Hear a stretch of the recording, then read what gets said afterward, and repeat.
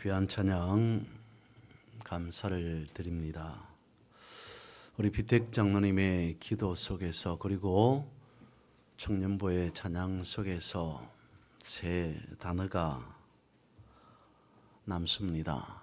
예배, 성리, 그리고 찬양을 드렸던 그 찬양의 제목이 순종이었습니다.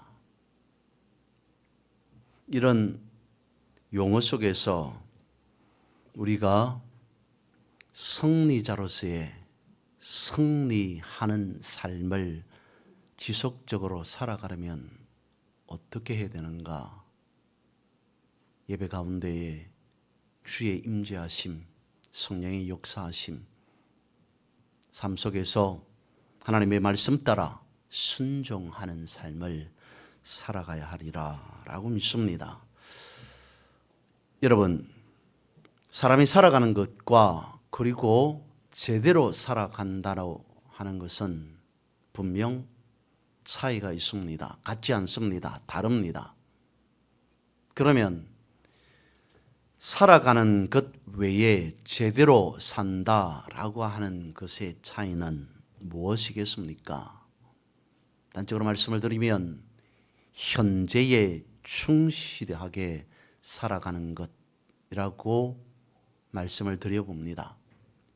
앞도 뒤도 돌아보지 않고 내다보지도 않고 무조건 주어진 그 일에만 신경 쓰고 집중하는 것이 제대로 살아가는 것이냐라고 하겠지만, 뒤를 돌아보지 않는다는 것은 생각하지 않는다가 아니라, 예를 들어서 내가 예전에 소위 왕년에 말이야 라고 하는 그것을 계속적으로 생각하며 살아가는 것이 아니라는 것이며, 앞을 생각하지 않는다라고 하는 것은 미래를 내다보지 않는다라고 하는 것이 아니라 주어진 현실을 직시하지 않고 그냥 허황된 생각으로 얼마 있지 않아야여서 다음 달이면 내년이면 조금만 있으면 이라고 하는 그런 그릇된 미래에 대한 생각으로 혹은 착각으로 살아가는 그런 것을 두고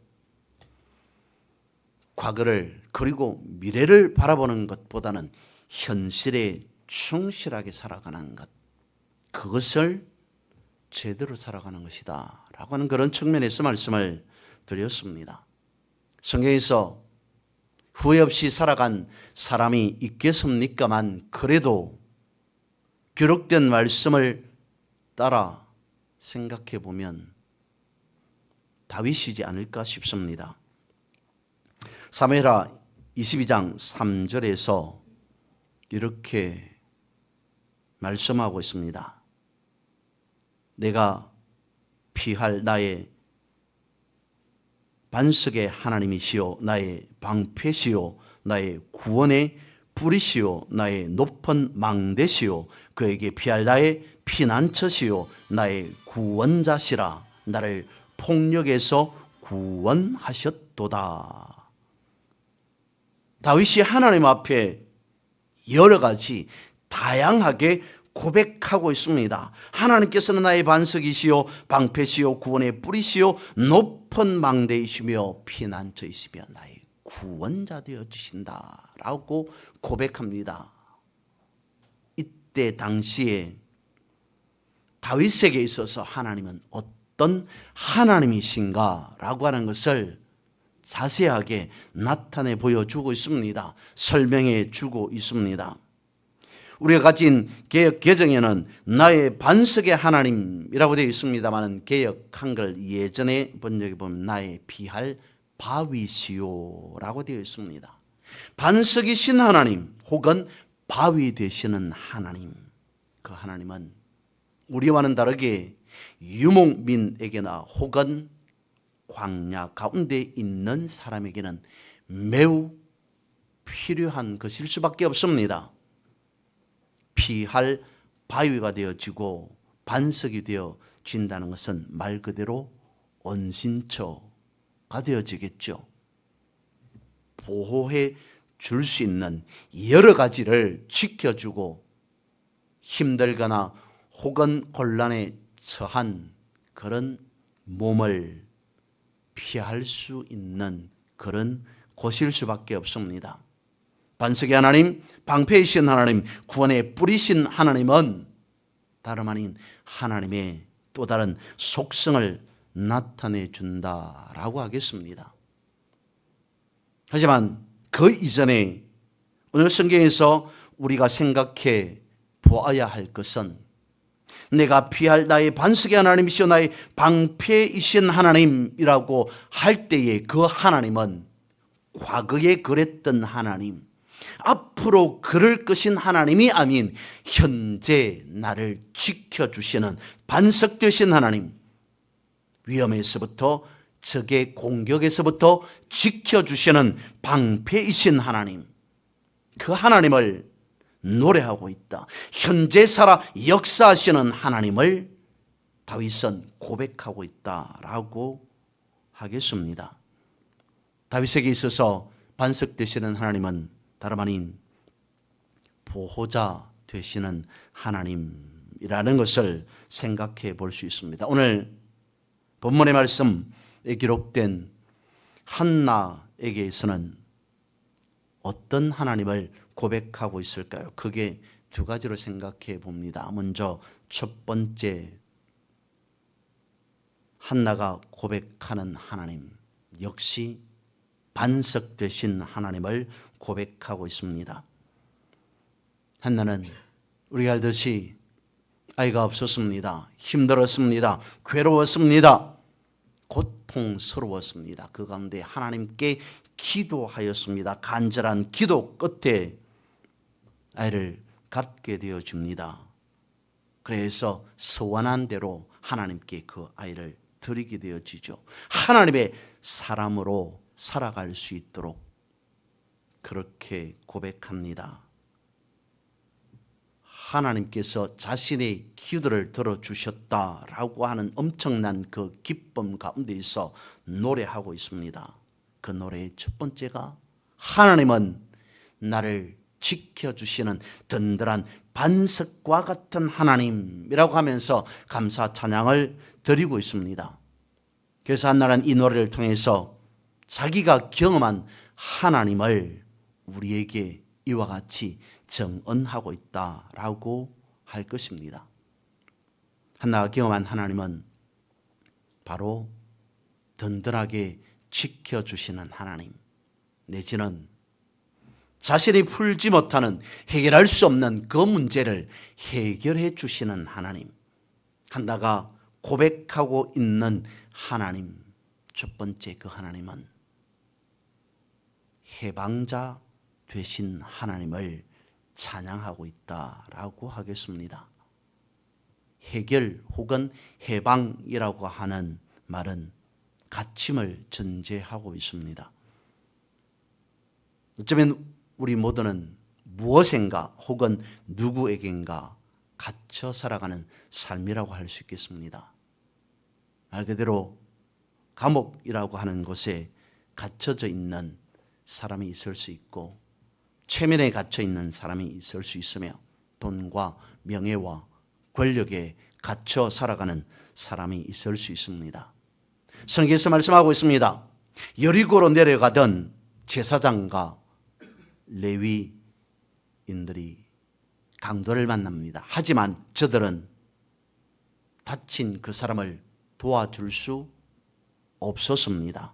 왜냐하면 저들은 율법이라고 하는 것에 갇혀 있었기 때문이었습니다.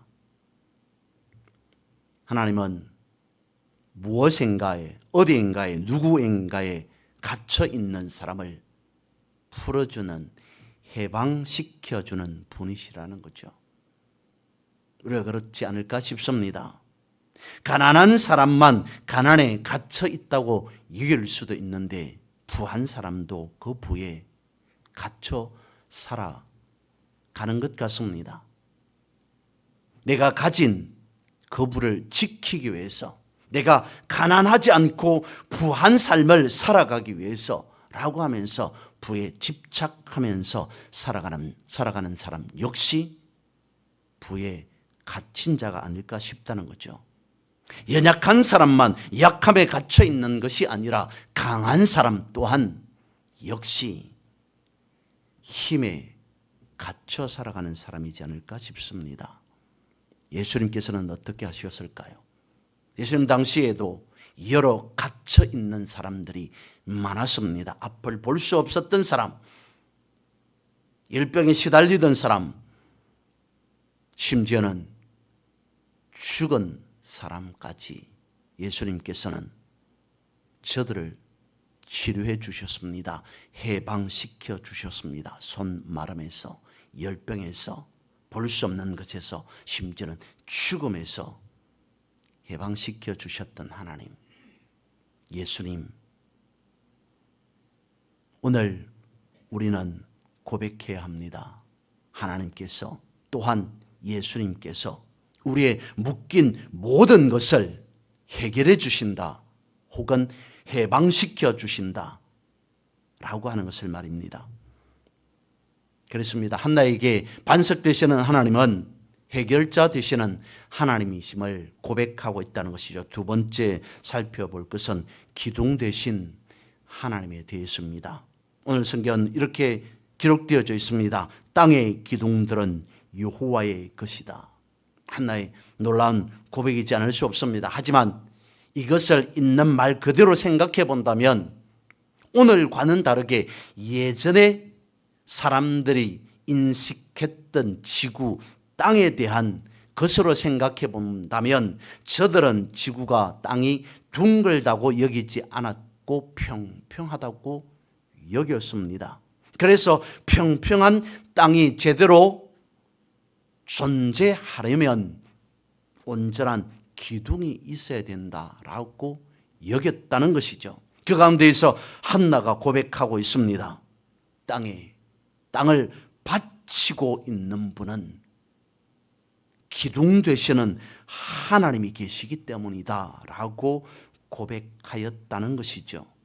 그런데 여러분, 지구가 둥글든 아니면 지구가 평평하든 우리의 살아가는 그 모든 것을 지탱하고 계시는 분은, 기둥 되시는 분은 여전히 하나님이심을 우리는 고백하지 않을 수 없습니다. 여러분, 그것을 아십니까? 우리의 몸에는 나비가 3마리 있다는 것을요. 먼저는 골반의 모형이 나비의 모형이 되어지고 우리의 갈비뼈가 나비의 모형이 되어지며, 그리고 세 번째, 우리의 머리뼈 중에 나비뼈라고 하는 것이 있습니다. 한문으로 하면 접평골, 나비 접자를 따서 나비 모양을 닮은 뼈라고 해서 이름 또한 나비뼈라고 되어 있습니다. 호랑나비가 날개를 펼치고 있는 모양이라는 것이죠. 그 가운데에서 골반이라고 하는 것이 인체에 매우 중요하다라고 이야기를 합니다. 물론 우리의 인체의 중심은 척추이다. 요추에서 흉추로, 경추에서 흉추로, 그리고 요추로, 밑추로 이어지는 이 척추가 인체의 중심이다라고 이야기를 합니다만, 골반이 하는 역할은 몸의 상체와 하체를 연결해 주는 뼈이기 때문이고, 이 골반뼈에 붙어 있는, 연결되어져 있는 근육을 장요근이라고 합니다. 장요근은 2개의 근육이 붙어서 이루어져 있는데요. 하나처럼 되어 있는데, 장골근이라고 하는 골반 안쪽의 근육과 그리고 소요근, 대요근으로 이루어진 요근이라고 하는 것이 대퇴부에서 시작해서 골반을 통과해서 허리까지 붙잡고 있는 2개의 근육을 합쳐서 장요근이라고 하는데, 이 장요근이 우리의 몸 안쪽에 있습니다. 골반 안쪽에 있어서 운동선수들도 쉽게 움직일 수 없는 근육이라고 이야기를 하는데, 사람이 누워서 살펴보면 누운 상태로 보았을 때 이 장요근이 마치 장기를 떠받치고 있는, 받쳐주고 있는 형태로 되어져 있다고 합니다. 그래서 신체의 상하체를 이어주는 중요한 역할을 하는 것이 장요근이며, 그리고 인체 내부의 모든 장기들을 지탱해주는 근육이 장요근이기에 장요근만 제대로 되어 있으면 질병의 70%를, 물론 그것은 조금 과한 이야기다라고 생각되어집니다만, 질병의 70%를 해결해 줄 수 있다, 그렇게까지 이야기를 합니다. 물론 장요근뿐만 아니라 인체 장기를, 신체의 장기를 받쳐주고 지탱해주는 근육들은 복직근, 복사근들이 있기는 있습니다만, 그 가운데서 장요근이 하는 역할이 마치 인체의 기둥과 같은, 혹은 중심과 같은, 척추 정도로, 아니면 척추 이상으로서의 역할을, 중심 역할을 하는 것이 장요근이다라고까지 말한다는 것은 매우 중요한 근육 중에 하나다라고 하는 것이죠. 폴 틸리히라고 하는 알려진 신학자가 하나님에 대해서 고백합니다. 하나님은 이 세상에 있는 모든 것들의 터전이라고 고백합니다.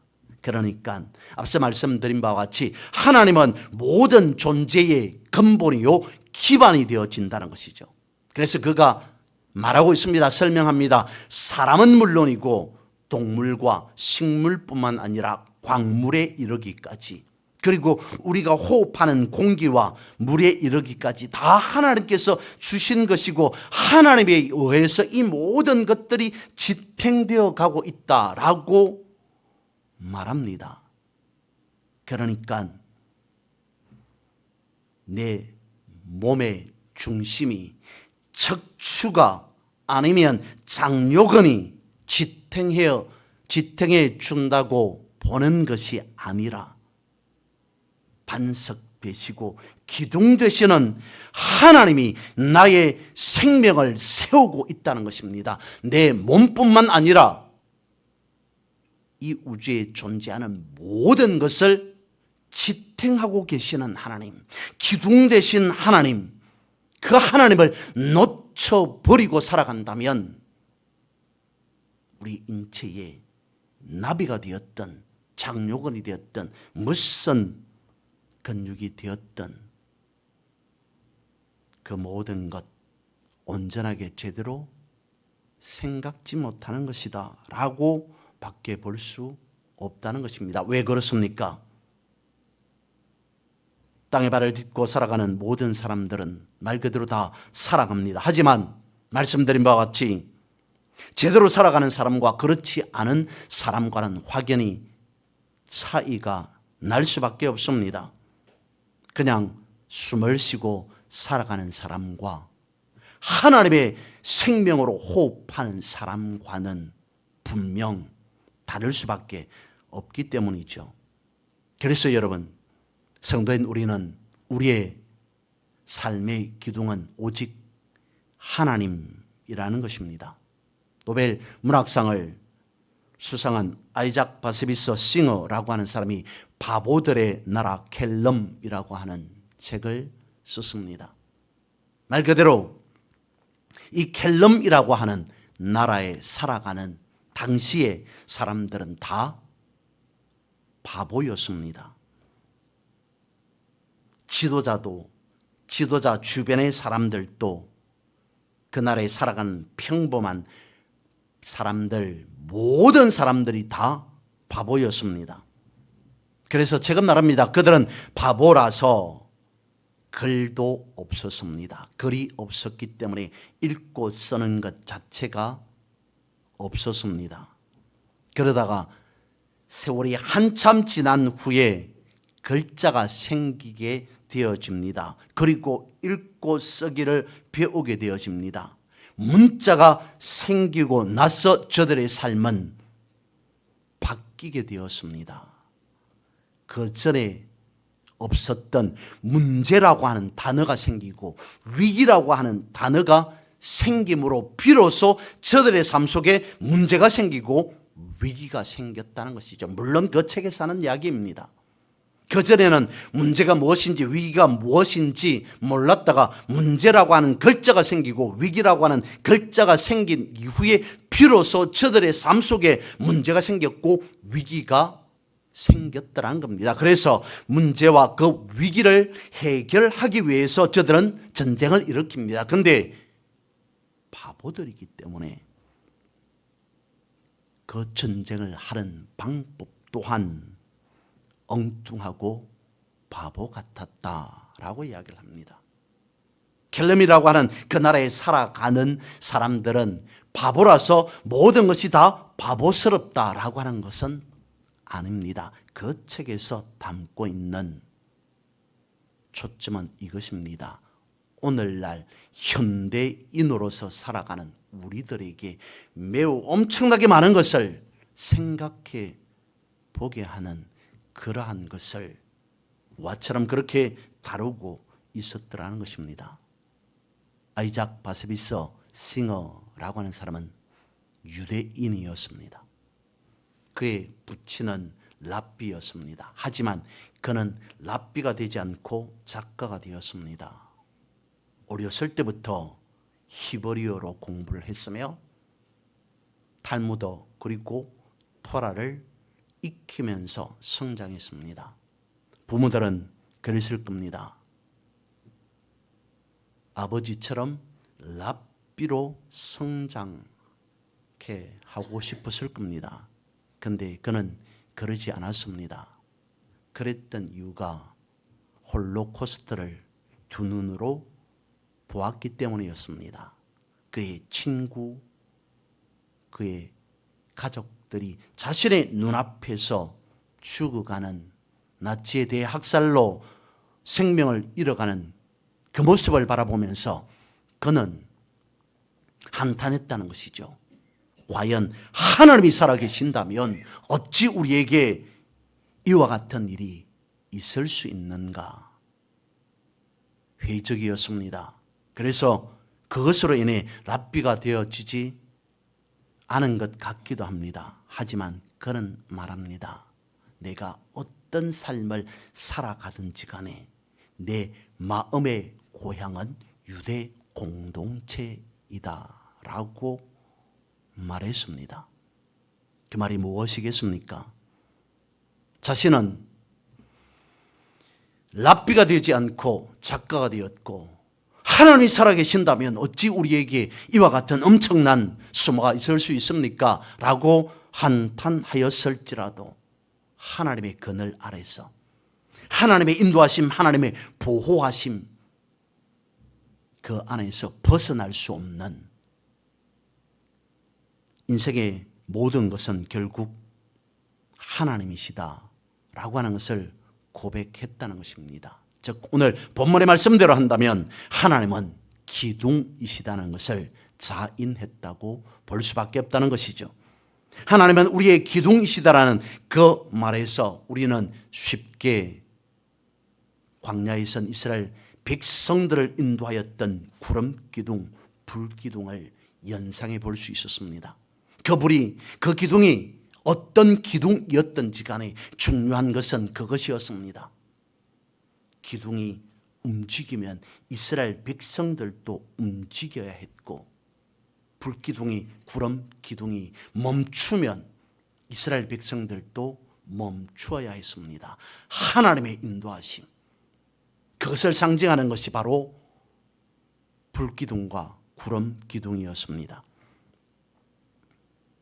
그리고 성경에서는 또 다른 기둥 하나를 말씀하고 있습니다. 민수기 21장에 보면 다름 아닌 불뱀 혹은 놋뱀이라고 하는 그 사건에서 나타나게 되어 있죠. 이스라엘 백성들이 그때도 역시 원망하고 불평합니다. 하나님께서는 모세를 통해 말씀합니다. 장대에 불뱀을 매달아라.